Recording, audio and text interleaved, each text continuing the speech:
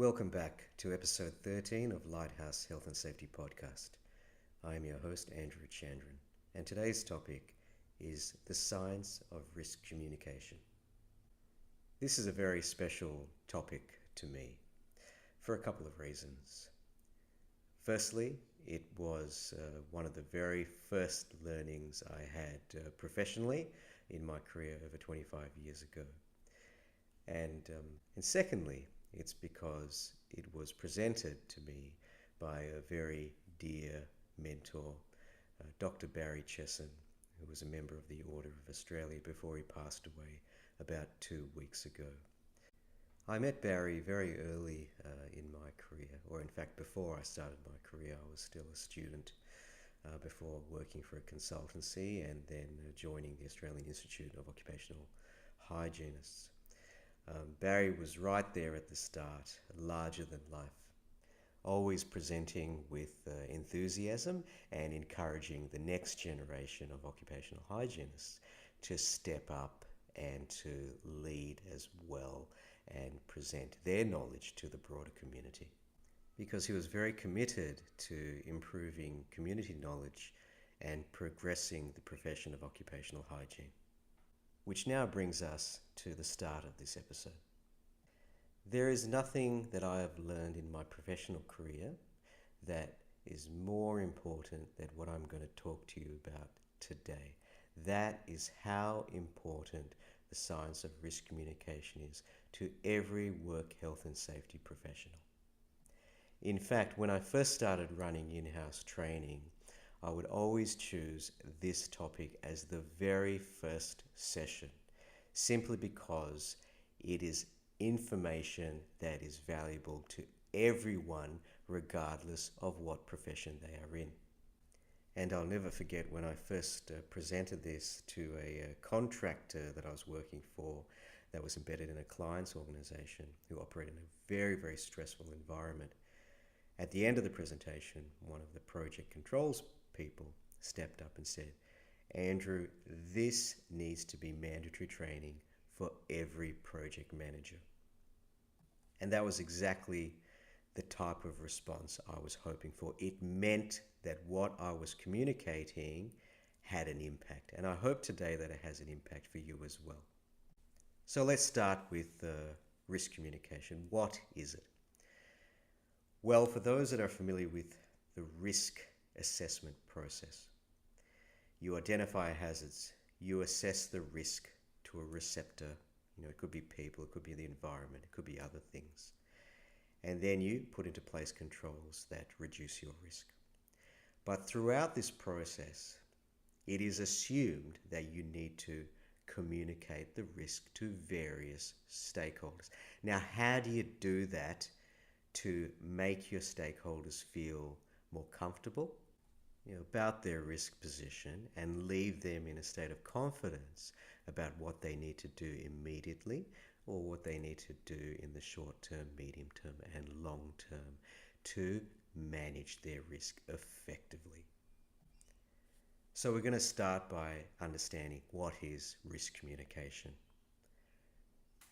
We're then going to look at the concept of risk perception, trust determination theory, principles of risk communication, and then I'm going to finish with a very interesting case study looking at how risk communication theory was applied during the New York City September 9/11 disaster, where at the time Mayor Giuliani presented to the United Nations and the broader world community on what had happened and how they were going to move past that tragedy.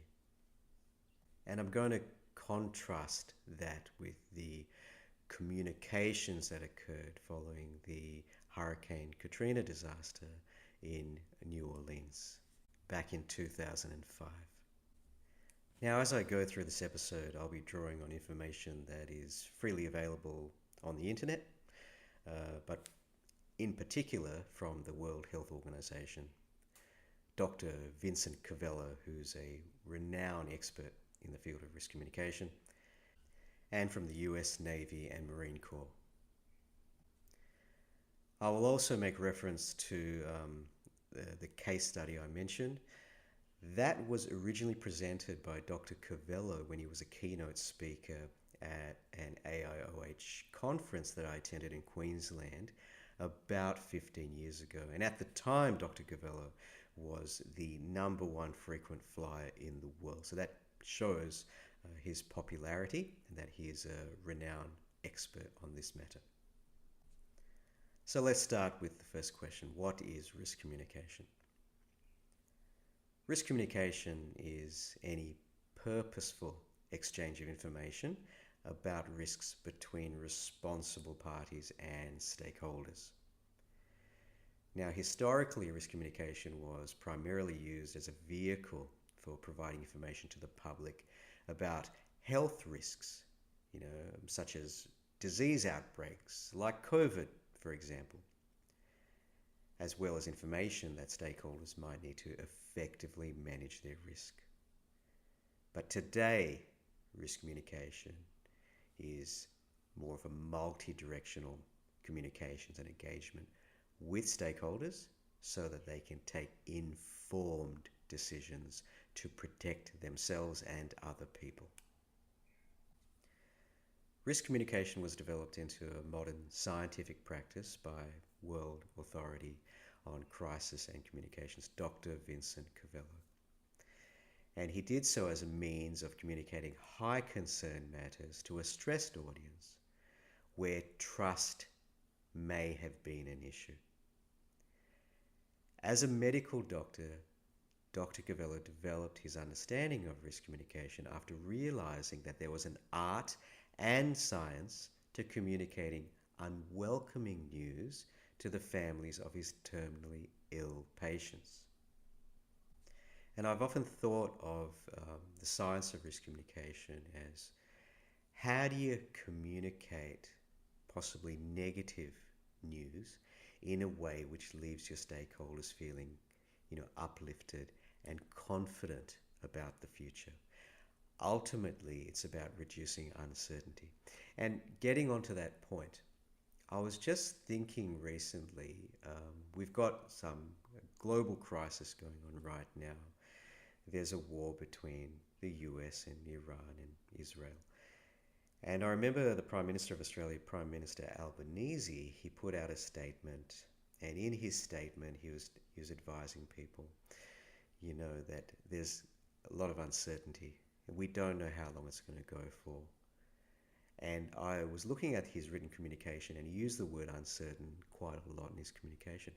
By the time I got to the end of his statement, I thought, you know what, I feel actually quite uncertain about what the future holds.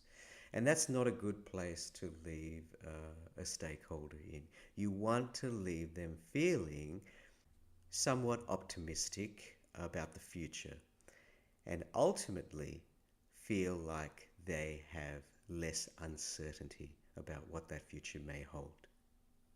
And I don't think that communication was as impactful as it should have been.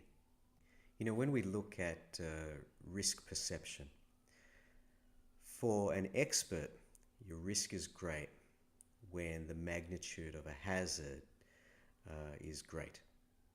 And risk is a function of exposure to that hazard and the vulnerability of the exposed population. But for members of the public, the risk is great when their sense of emotional engagement is great, such as fear and anger and outrage.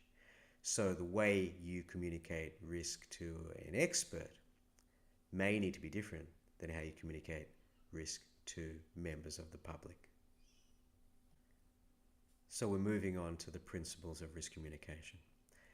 First and foremost, before you communicate, you need to identify and prioritize your stakeholders.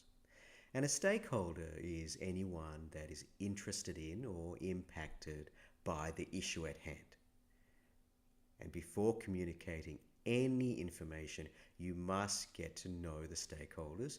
You must understand their issues and their concerns. And the US Navy and Marine Corps has developed a risk communication system. And their system is a 5-component system as follows.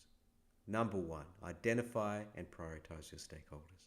Second, develop messages for each of them. Third, select the delivery method for those messages. Prepare the messengers. Who is going to be presenting that information? And finally, assess the effectiveness and feed that back into the loop. Next, trust determination theory. For high concern communications, when people are stressed, when they're concerned, when they're worried, they typically want to know that you care before they care what you know. They have difficulty hearing, understanding, and remembering information. They will focus more on negative information than on the positive information. Okay, and that's termed negative bias. And they will focus more on what they hear first and last. And that is termed primacy and recency. So let's look at the determinants of trust according to Dr. Vincent Cavello. He believes that in the first 9 to 30 seconds of your communication, that listening, caring, empathy, and compassion comprises about 50% of your trust. You can gain up to 50% of trust just by listening, caring, showing empathy and compassion to your stakeholders. Being competent, having expertise, makes up about 15 to 20% of trust. Being honest and open, another 15 to 20%. And the remaining component is other factors. There are 3 propositions for effective risk communication. The first is known as the compassion, conviction, and optimism template. The second proposition is to be clear and brief. And the third proposition is to craft your responses in advance. Because let's face it, if you do have a crisis, you can anticipate mostly what sort of questions people are going to ask. Therefore, if you know what questions people are going to ask most of the time, you can have answers prepared in advance for those questions. So proposition 1 is very, very simple. Compassion, conviction, and optimism. Your communication must include all 3. Show compassion, but show conviction. That helps people feel more confident. Be optimistic. Paint the picture of where we are heading to, the destination. Proposition 2, which is to be clear and brief. When you are preparing and delivering either written or verbal communications, try to keep your communications within 27 words, delivered in no more than 9 seconds, with no more than 3 key messages. That's termed the 27-9-3 template. Next, the rule of 3. In low stress situations, the brain can hold on average about 7 messages. In high stress situations, the brain can hold on average 3 messages. Keep that in mind when you're communicating. Next, average grade level -4. In high stress situations, people typically process information at about 4 grades lower than their actual educational level. Which means if you are trying to communicate to a person that has a university degree, just say, in a stressful situation, you have to assume as that they might actually be at primary school or secondary school level when you're preparing your communications, because they are not really hearing the nuances of what you're saying. Next, negative dominance. In low stress situations, one negative comment is equal to one positive comment. But in a high stress situation, one negative is equal to three positives. So 1n is equal to 3p. Remember this, because whenever you see or hear a negative comment, you will be left with an overall negative feeling, and that is not something you want. And finally, primacy, recency. People will remember what they heard first. They will remember what they heard last. They will not really recall the detail of what you said in between. And this goes back to that 2793 template. No more than 27 words, with no more than 3 messages delivered within no more than 9 seconds. And now we come to proposition 3, crafted in advance. Do you know that 95% of concerns can be predicted? If you know your subject matter and if you know your audience, 95% of their concerns can be predicted. Anticipate the scenarios. Understand who your stakeholders and partners are, right? Understand what questions they might ask and the concerns, and have responses to those. Prepare those responses and practice. So this is what's called the APP template. Anticipate, prepare, and practice. We then come to knowing, doing, and going, the KDG template. For your key message, what is most important for people to know? Key message 2, what is most important for people to do? And finally, where can people go to get credible information? And that's it. They are the 3 propositions that comprise the science of risk communication. We now come to our case study. The compare and contrast between the communications following September 9/11 in 2001 versus the Hurricane Katrina disaster in 2005.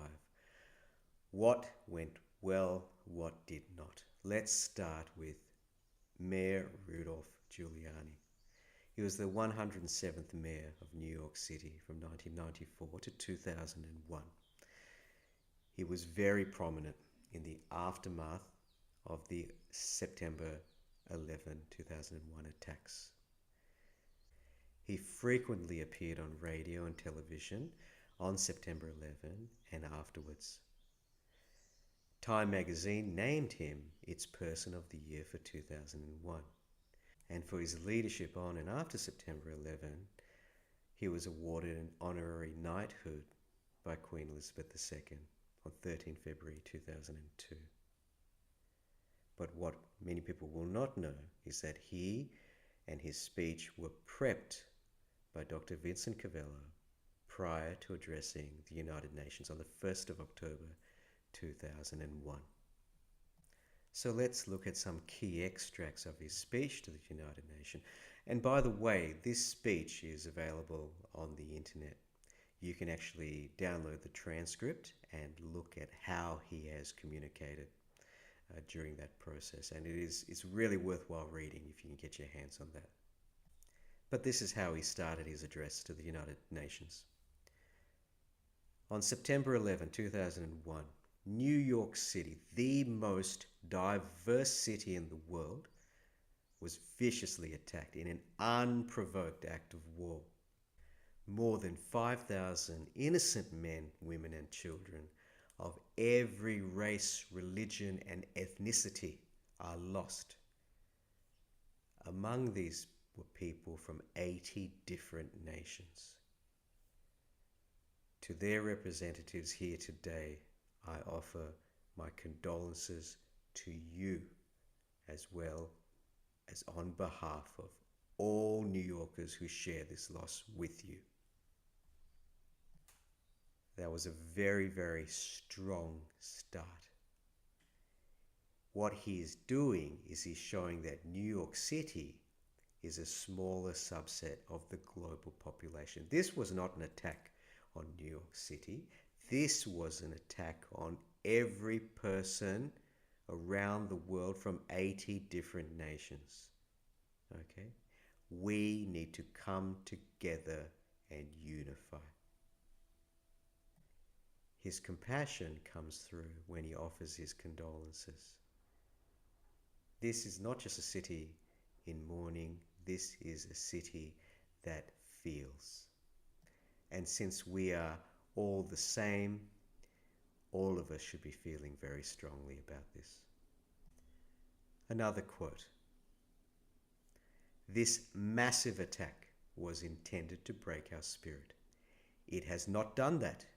It has made us stronger, more determined, and more resolved. In this statement, he has used the term massive attack. That is a negative. But what he's done is he's offset that by a number of positives. It has not broken our spirit. It has made us stronger, more determined, more resolved.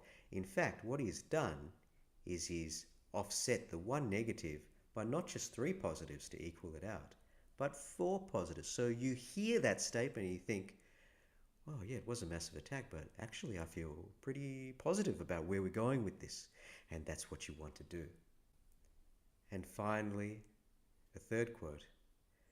Tomorrow, New York is going to be here, and we're going to rebuild, and we are going to be stronger than we were before. I want the people of New York to be an example to the rest of the country and the rest of the world that terrorism can't stop us. Another very, very powerful message with 4 very, very positive statements. Tomorrow, he is thinking about the future, very optimistic. Okay, we are going to rebuild. We're going to be stronger. Terrorism can't stop us.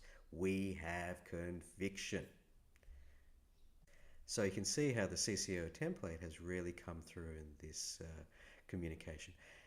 And the concept of N is equal to 3P.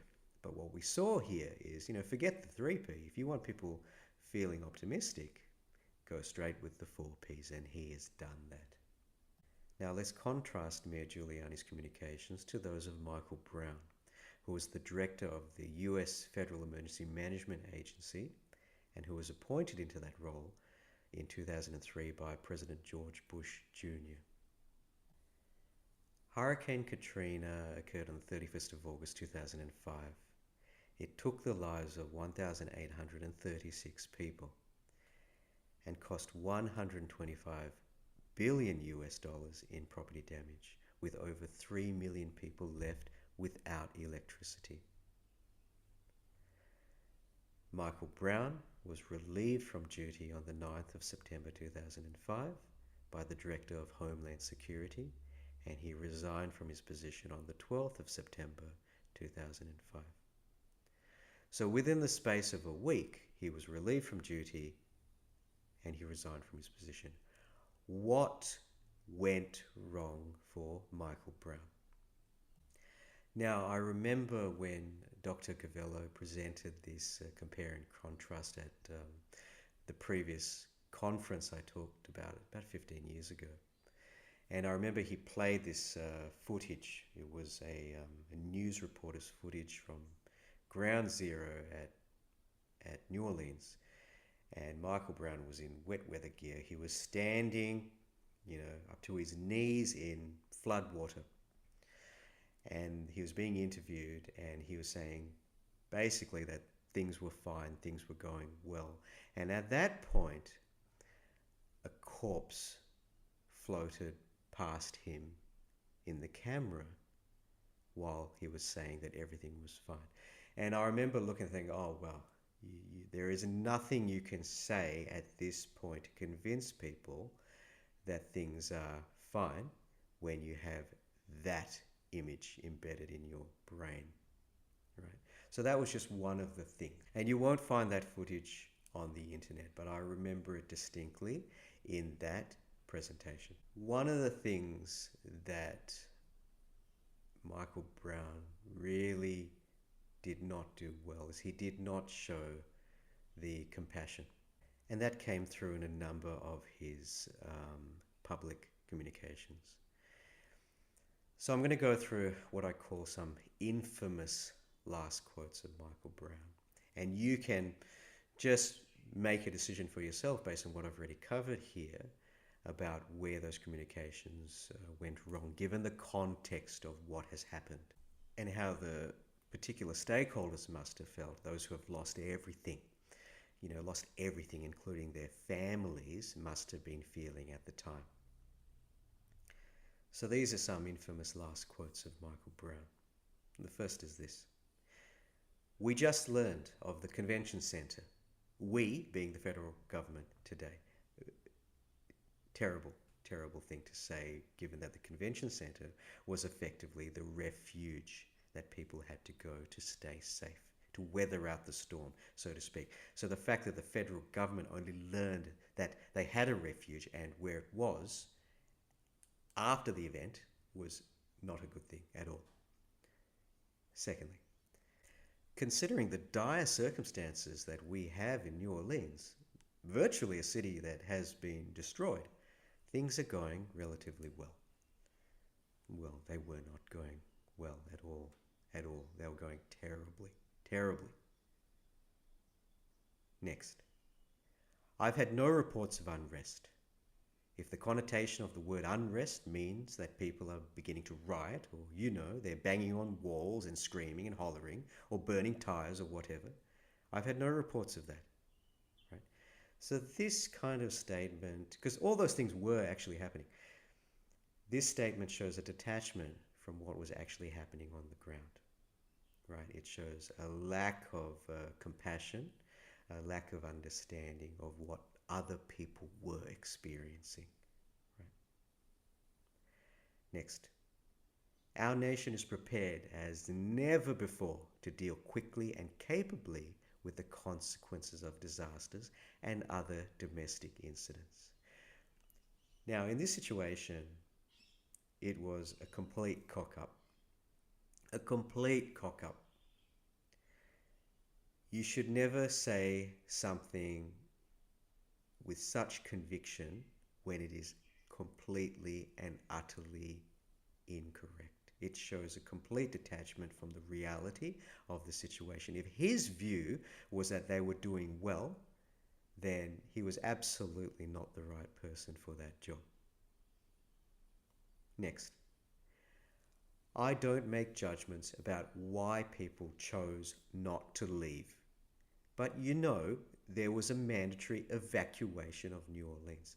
Now, this is a very interesting thing. This also shows that he did not really understand that a great proportion of the people who died were impoverished people. They were not people that had means to evacuate, right? They didn't really have anywhere to go. They were about to lose everything, and they did not have the means to get to safety. Right? They did not even know that the convention center was the refuge, right, for those that could not evacuate. Not a good statement.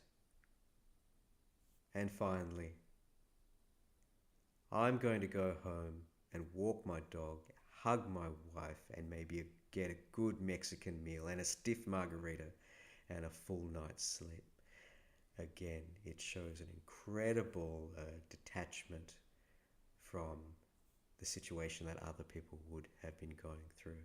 People who have lost their dogs, people who have lost their wives and spouses, people who can't even get a simple meal, right, and sustenance, let alone a margarita and a bed to sleep on and get a good night's sleep. I mean, just really think about what you're saying and who you're saying it to, these conversations.